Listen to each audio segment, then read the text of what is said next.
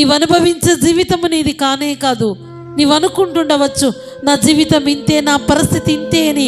దావీదు జీవితము ద్వారా దేవుడు ఎన్నోసార్లు మనతో మాట్లాడాడు.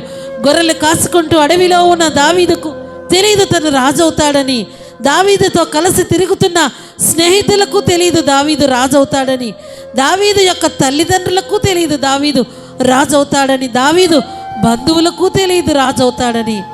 ఎవ్వరికీ తెలియదు. కానీ సృష్టికర్త అయిన దేవుడు, దేవాది దేవుడు దావీదును రాజును చేయటానికి కారణం ఏంటి అంటే, దావీదు దేవుణ్ణి బట్టి సంతోషించాడు. దావీదు ఎప్పుడు చేసుకుంటున్న పనిలో నిరాశ చెందక దేవుణ్ణి ఆరాధించేవాడు, దేవుణ్ణి స్తుతించేవాడు. తనను తాను ఆరాధికుడుగా మార్చుకొని ఆరాధనకు యోగ్యుడైన దేవుణ్ణి స్తుతించేవాడు. స్తుతి నీ స్థితిని మారుస్తుంది.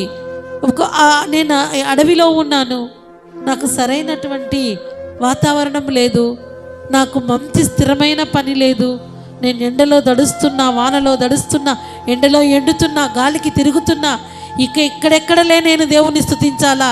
నాకు ఒక మంచి ఇల్లు ఉన్నప్పుడు, నాకు ఒక స్థిరమైన పని ఉన్నప్పుడు తీరిగ్గా కూర్చొని దేవుణ్ణి ఆరాధిస్తా అనలేదు. తను కలిగి ఉన్న వాటినే తృప్తి చెందుతూ తల్లిదండ్రులు అప్పచెప్పిన పని చేసుకుంటూ హృదయపూర్వకముగా దేవుణ్ణి స్తుతించాడు.